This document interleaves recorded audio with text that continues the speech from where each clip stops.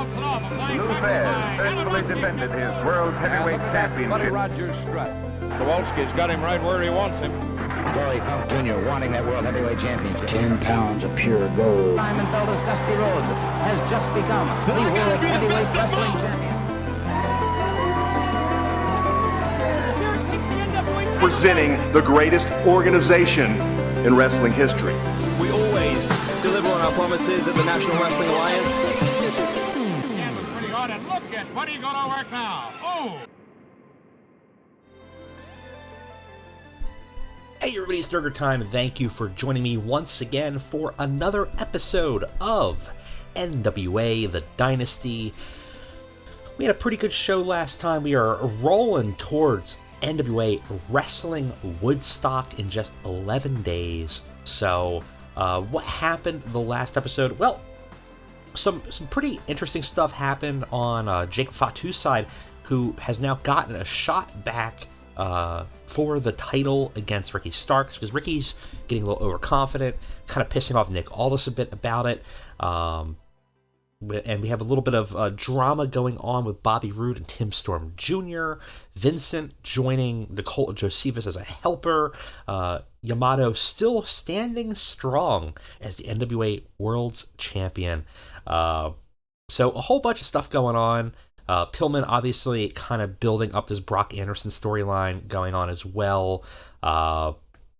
Delilah Doom getting attacked. Look, we have a lot of different little story beats going on throughout the whole thing. Of course, Juice Robinson is angry at Remy because of something that happened in NXT like 10 years ago. So a lot of little stories. We also have a lot of morale issues. People are annoyed. They're annoyed that they're being left off the show. So that is something we have to look at. It might be time to maybe pare back the roster, because there's just some people that we're not using, and there's some people that we don't necessarily have storylines for. Thunder Rosa is one that I would keep, but it's also being irritated being left off the show. So we have a couple things that we're going to do to help that, especially for the women's division. I think our women's division is ready to cook. We've kind of kept it on the back burner because we didn't really have the roster, but I feel like right now it's there. We've been getting consistently good stuff, and looking at it, so Allie Katch now is at like 40s in popularity, and I don't know what she was before. We can look to see where she was. She's actually dipped a bit, or are these just not updated? That's a good question, because it has her at 39 here. But right now we're in August of 23 in the game, and she's actually higher than what is showing on here. So I'm not sure if that's just a delay. This is like in progress, but we're seeing this is looking good. This is looking really good, especially if we compare to where she started. And we know she could put on a pretty decent performance. Allison, well, that's a ref. Allison Kay obviously is very in good shape.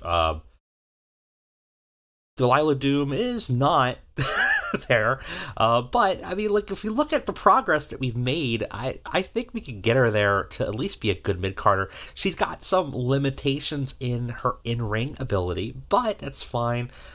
Jade Cargill also has limitations in her in-ring ability, but she's much more popular. Jamie Hayter, of course, very good in-ring ability. Camille, someone we sleep on, and I think we shouldn't. And I think it's time for a good Camille push at some point. I just have to find the right storyline to push it and the right opponent. But we have her in the cards. Kimberly is kind of in the right role as sort of a mid-carder in division. She's not going to do very much. Kota Kai, also a person that we haven't pushed as hard as we should, but really has a strong overall skill set. Kylie Ray, weaker, but a better character worker. Marty Bell is fine. Mickie James obviously has both the star power and popularity and just a generally consistent ability. Ramona Riot, similarly, about even in terms of popularity and skill set. Not necessarily our best, but going to be consistent. And actually, again, building up a lot of really good stuff. Like when we starting at 43, now starting at like getting it close to 50. So that's good. Thunder Rosa, similarly, we haven't utilized much, but has been moving up slowly in popularity and is going to get us really good performances. So I think we're looking pretty okay here. And in fact, I think maybe adding 2 or 3 more people into here to give people something to bounce off on and have some more stories. I think that's going to help. Definitely going to be a focus leaving Wrestling Woodstock for us. And part of that is probably going to be the new women's tag titles that we're going to add. So a title that we own specifically. Obviously, we have we have the World Television title is one that we own exclusively. The women's tag is one we're going to own exclusively. Our alliance titles are, of course, the World Tag titles, the women's title, and the World Heavyweight. So those are all up for grabs, but the women's title, which we might end up calling something like the women's television tag titles or something like that, we haven't introduced it yet. They're going to be exclusive to us, so that's sort of the idea there, that we have a little bit more control there. But we're going to need a few more people to kind of round out that roster there. Similarly, though, there's people in the men's side that I think we could probably drop at some point. I mean, checking the unimportant, well, that's temporary. Akuda's temporary. Kerry Martin's not been doing much for us, and I think it's probably fine to get rid of at some point. Kyle Fletcher's actually only here temporarily as a, same with Mark Davis, as for that tournament. They're still here because I think we set them up on there as a, like, maybe like a 3-month contract or something. We might utilize them a little bit temporarily, but I don't have long-term plans to keep them around. Zilla Fatu, I kind of want to develop into something, so we're going to keep them. But like Morton's on the chopping block for sure at some point. Aussie Open, not necessarily, but also I don't really have immediate plans to use. Dutch, we did have plans, but he's injured. Jordan Oliver's one that's a weird one, man. I could probably do something with him, and like I don't know if the database has him, but we can look. Is Nick Wayne? Nick Wayne is in it, so kind of interesting. I don't know what his score level is. It's not looking great. We can always bring him in. Of course, he's injured right now. Was he injured? Torn bicep, will be out for 6 months. So that kind of, I think, cements me maybe dropping Jordan Oliver at some point. So Oliver's probably on the chopping block. Journey has been getting kind of disappointing. Same thing with Juicy. Juicy's actually a better wrestler than Journey. I really thought we could have had something interesting with the tag scene here, but I kind of have to pivot at this point. The Colognes are there. They're going to be there. The Knights might leave. I might end up keeping one of the Knights. But, at this point, I'm probably probably done with them at some point. In terms of the well-known, though, I think we're going to keep pretty much everybody. Mance Warner's somebody I haven't utilized a lot, but I should. So, obviously, we have some people here also still from the tag tournament that we're not necessarily going to keep around. Matthias Breeze, I think, is leaving. I want to say he was hired back, so he'll be gone soon anyways. Tiki Dice we're going to keep around. We're just going to re-pitch. Colby Carino's another one that I could probably get rid of, but also I feel like we could do something interesting with him if we put some kind of program together. He gets pretty good scores overall. So there's actually now that I'm looking at it, there's probably not that many people that we need to get rid of. Maybe a handful. I don't see anybody up here in the major star. How crazy is that Brock Anderson is now listed as a major star of the NWA? When he started at a 10 across the board. We've gotten him in popularity to 34 through just some good booking in the tag scene, and now a big program with Brian Pillman Jr., who's also moving up nicely from a 32 to a 43 for us. Brock Anderson's big issue at this point is just a skill set, but I think we can get him there. He's 2 years young lion. I think we'll get him there at some point. His charisma is sort of a wild card here. It's not very high, but has maybe some potential. I'd have to look at what his attributes are. Stud athlete, so relax. Not a lot, not like a prodigy or anything like that. So we're not going to see huge developments out of him, but I think there's some potential there to build up. So looking at it, maybe not a lot of people to get rid of, maybe a handful of people. Some of the people that have morale issues, possibly, but not a lot of them. Like Thunder Rosa, we're going to keep. Carlito's actually one we might get rid of. He's really more of a manager for us now. And we don't really utilize him that much because we haven't really utilized the clones that much. He's obviously no longer wrestling. He's retired from us, so might be a one we might pop out, and we might even take the clones with them because I don't really have any long-term booking plans for them at the moment, except for being maybe jobbers that are going to be guys that put other people over. So anyways, that's a lot of rambling to say we're going to do some cuts, we're going to do some hires, the usual. Finances, it's looking better, but not great. Pay-per-view revenue by the end of this is probably going to be looking about the same, another $15K. Not really a lot of places that we can cut in production at this point.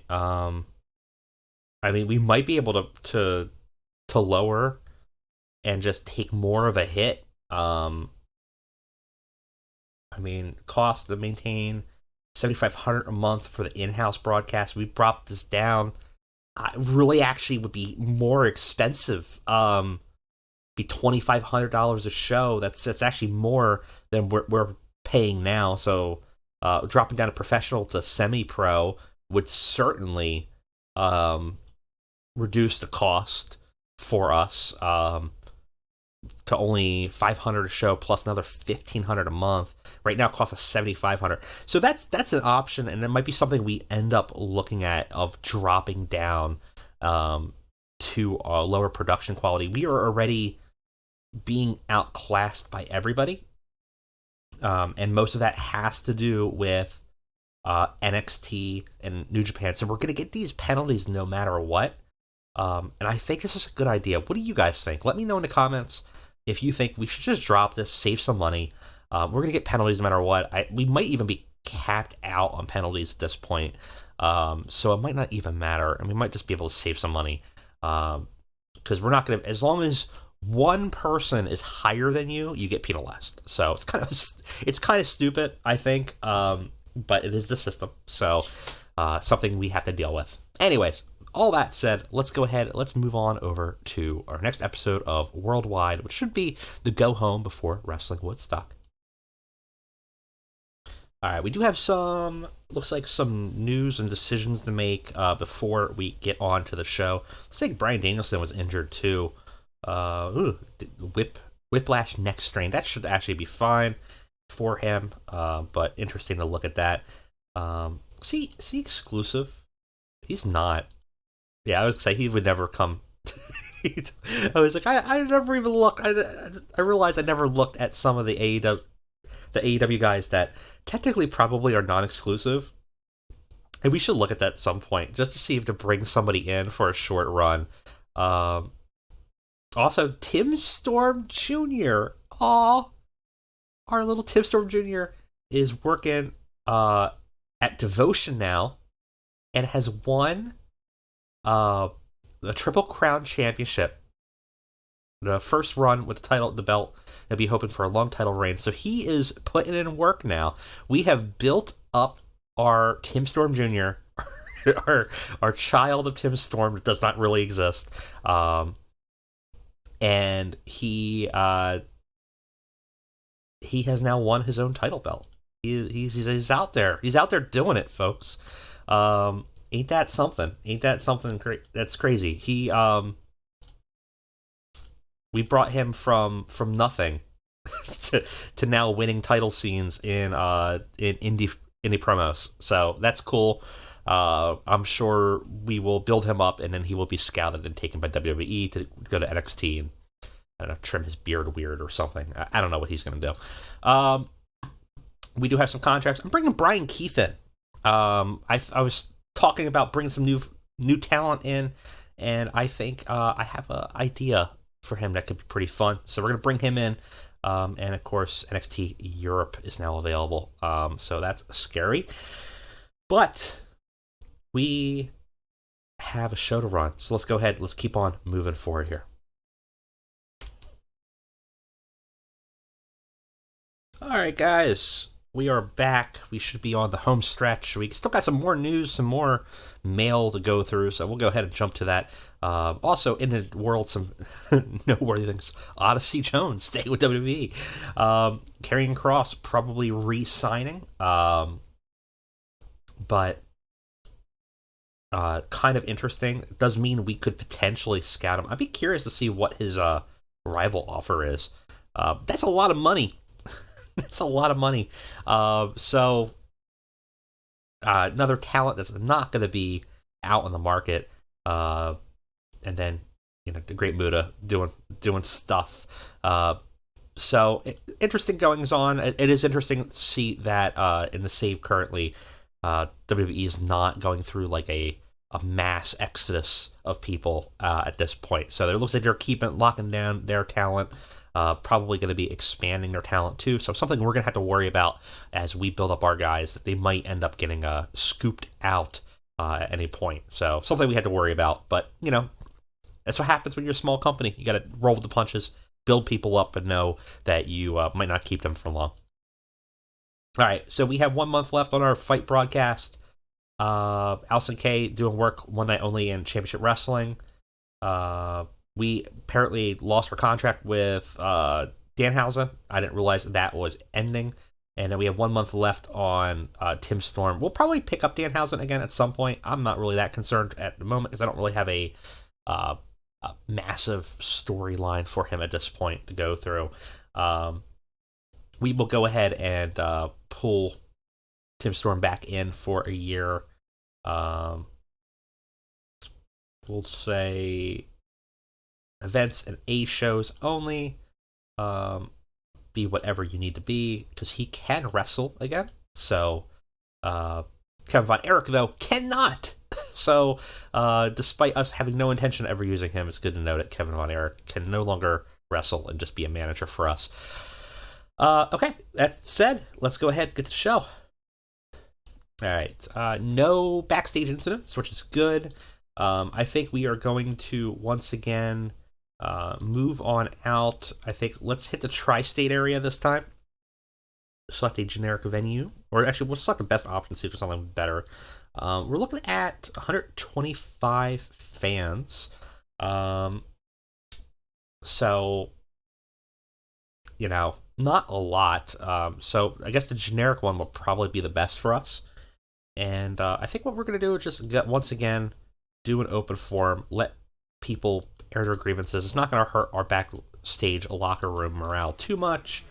And then obviously we still have our injury and our maternity leave. Well, that said, I think we are ready to go. So I will catch you guys on the flip.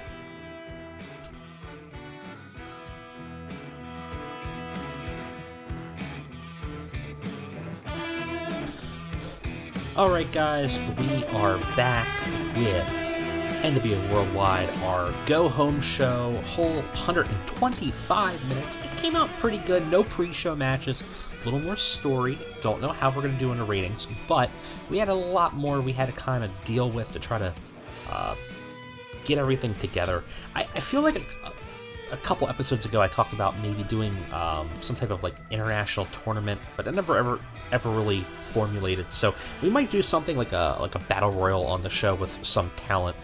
So we kind of had to pivot and make a new direction for that.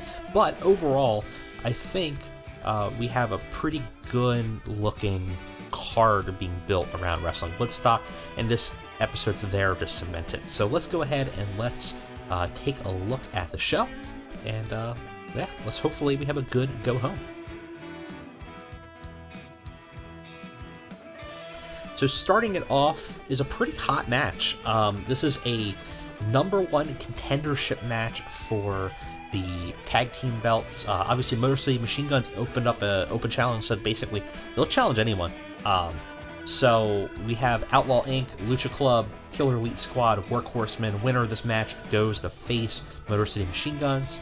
All the momentum is in Outlaw Inc., and they do defeat everybody in 11 minutes. Eddie Kingston gets the item. It's a four-way ladder match here, so his contract's up there. This was a pretty hot match that started off the show with a bang. Got a 64 overall. Yeah, pretty good. Show off to a strong start. Lance Archer looking great out there. Homicide, the weakest link of the bunch, but Anthony Henry and the Workhorsemen not far off. Actually, now that I say it, Dave Boy Smith Jr. might have been the weakest, 46.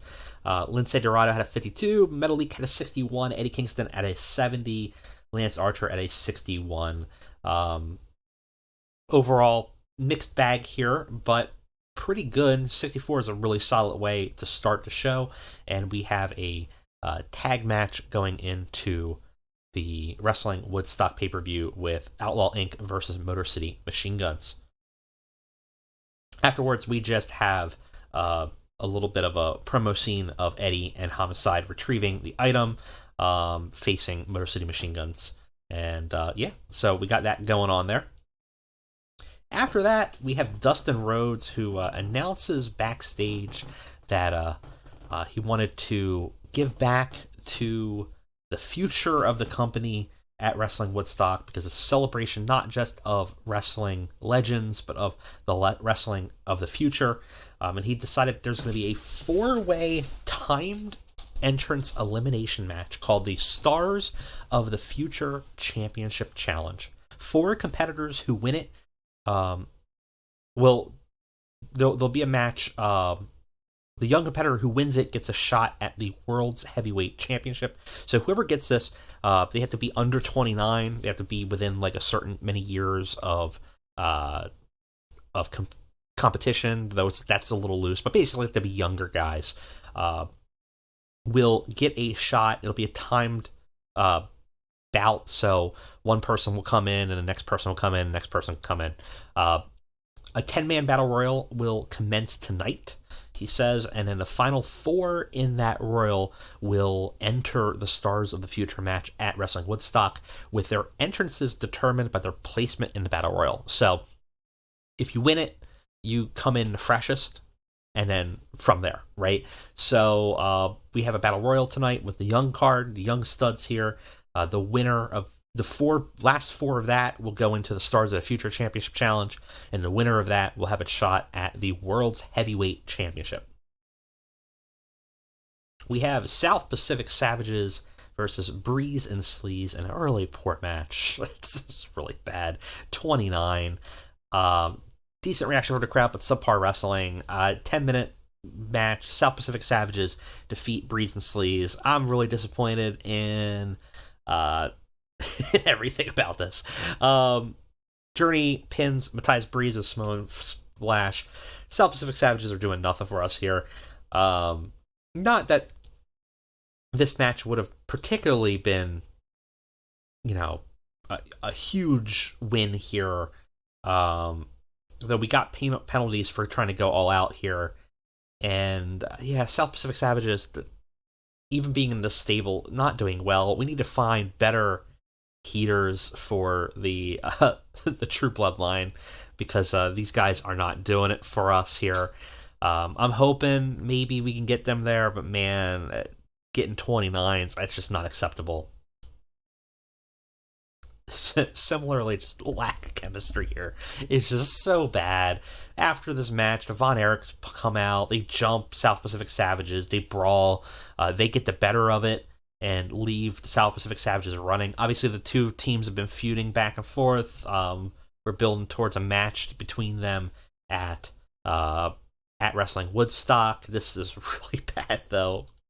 Afterwards, also another bad segment. They can't freaking talk. The Von Erichs, what are you guys doing? Ross comes out, and afterwards, with a mic, he grabs a mic from ringside, says he wants the South Pacific Savages in a cage match. No true bloodline shenanigans, just two teams, and they're going to show them why they were champions for so long. Clearly, they weren't champions because of their mic skills, that's for sure, because, boy, we got a 37 here. Rough.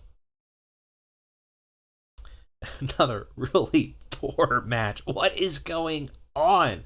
They both have 42s. Now, this is probably because it's such a short match, because we just needed a debut. Bryan Keith got a debut of his Bounty Hunter gimmick.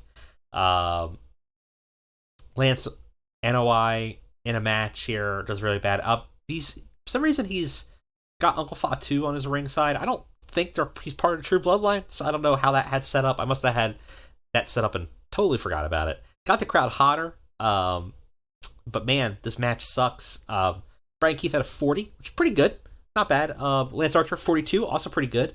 Bounty Hunter gimmick got a very good.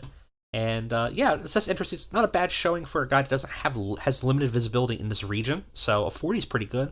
Lance Archer, again, with a respectable 42, probably should do more with Lance. It's actually not that bad.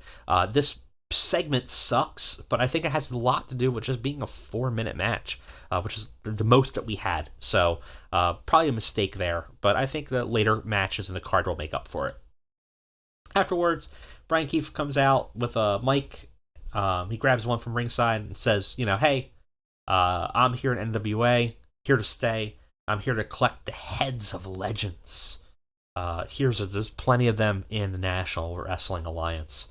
He's got a bounty out for one next week, in fact. So he's calling a shot, saying he's here to fight legends. His mic work, not great. Maybe we'll keep him away from that. But yeah, this is how we learn, right? Afterwards, we have our Young Studs Battle Royal here. It's not bad. It's actually not too bad at all. It's a 41. Zilla Fatu off his game, but we have a Final Four after Tim Storm Jr. wins the Battle Royal. The Final Four were Colby Carino, Ricky Knight Jr., Zilla Fatu. Colby Carino being the final elimination, and Zilla Fatu getting the most eliminations over the course of the match. So, overall, not bad for the mix. We had to add one local talent in there. I forgot, though, I wanted to kind of test him out and see. I think his name, Kyler Khan. I feel like he used to be called, like, Kaya Katana at some point on the indies. I feel like I've seen him before. Wanted to see what he could do, but I realized after the fact that we don't have breakdowns in these battle royals, so it didn't matter anyways. But we did need an extra person to flesh out the battle royal a little bit. We had, young studs. We had Colby Carino is probably the oldest of the bunch. Might be. I think he might be something like 27. I think Eddie Pearl, Jordan Oliver, Casey Navarro, Kerry Morton, Kyle Fletcher. Obviously, Kyler Khan, as we said, or Kai Katana, Ricky Knight Jr., Tim Storm Jr., and Zilla Fatu. So, pretty good there. 41, I'll take it, especially after the last couple matches. Afterwards, we got a segment that definitely kicks it up a notch a little bit here. Juice Robinson was announced for a match. He's on his way to a match, but cameras catch him backstage as he's attacked by a furious Remy. The two of them have been feuding for a while. Obviously, we're building towards a match at Wrestle Woodstock to brawl it out. Ultimately, Remy is left the victor here. After that, we have a weirdly underperforming match. I guess it probably has to do with Thunder Rosa's injury. which is probably one of the reasons why we have her sidelined so much, unfortunately. Good heat, decent wrestling. Thunder Rosa defeats Jamie Hayter in 13 minutes with pinfall with a reverse DDT. She's working through that injury. It did take a toll, though less it would have on most people. So thankfully her chronic back injury, she's suffering through it. It's still the 50, 54, but we only get a 46 for this, which was unfortunate. We did get penalized because we didn't have a story here, which probably had something to do with that. Brought the crowd down a little bit, which is what we needed. But we gave Thunder Rosa a bit of a win here. Afterwards, she gets on the mic and just says, she's not been around for long, and she's still beat up, but she's stronger than most people here, and everybody needs to be on notice because the time for Rosa continues. So she's saying she's going to be back, she's going to be more prominent, and she's going to be gunning for people. And this does pretty okay, 51. After that, we have backstage, Tim Storm Jr., we catch with a camera wrapping up a little bit of a cold pack on his shoulder from injury during the Battle Royal. Here's a knock on the door, and he looks up, and it's his dad, who we haven't seen interact with Tim Storm Jr. in a while. It's kind of a very cold, standoffish situation. Storm and Jr. have had, let's say, a falling out, I think is to put it lightly, but Storm Jr. looks like he's trying to kind of make inroads, maybe to reconcile a little bit. Hi, Jr. says to him, but he looks confused. It's a bit of emotion swirling in him. You can kind of see it in his face. Tim Storm Sr. goes, "Hey, son, I know we haven't talked in a while, and I just wanted to come by and say," but before he can get cut off, a boisterous voice booms behind him. Wanted to say, "Congratulations on a glorious match, my boy." Bobby Roode comes waltzing in from behind Tim Storm Sr. He kind of grips Tim Storm Sr.'s shoulder in a little bit of a tough squeeze, and then pushes him aside before getting to Junior and patting him on the back. And he makes it very clear that Roode and Storm are partners. He says, "My partner here did fine work, as I expected." He's a diamond in the rough, and sometimes he needs to be molded. But man, now that he's partnered with a true legend, I'm sure he will find greatness. So, Storm, why don't you run off back to commentary? And since you're not a real wrestler anymore, not that you ever were, we have the strategy to discuss for his match. So Bobby Roode, he's not necessarily saying that he's under his wing, but they're partners. He wants Tim Storm Jr. to feel like an equal in this, even though we saw as after he had that match, that kind of veneer dropped a bit, and then Roode was kind of rude, if you will say with a pun, to Tim Storm Jr., kind of blamed him on that loss, kind of beating him up over it a little bit. But Tim Storm Jr. had obviously betrayed QT Marshall, saying that he didn't need people to give him advice. He didn't need training. He was basically kind of used him and then moved on. So I was kind of curious that he joined up with Bobby Roode, and we kind of see a little bit of that maybe Roode has convinced Storm, hoodwinked him a bit, saying that we're partners, we're equals here, even though it doesn't seem like Roode necessarily feels that way. Storm performed poorly in this. Storm Sr. performed poorly in this, but got the crowd hotter. Did a 50 overall, so not too bad. We have another really poor match. It was a really short match. Jade Cargill continuing a win streak with a enhancement talent from a local talent pool. Solo Darling, who I think was in Chikara for a bit. It eats a pin after Jaded after 6 minutes. They did not seem to click at all, and definitely hurt. Jade still only at a 40. I'm trying to get her to build up a little bit of steam.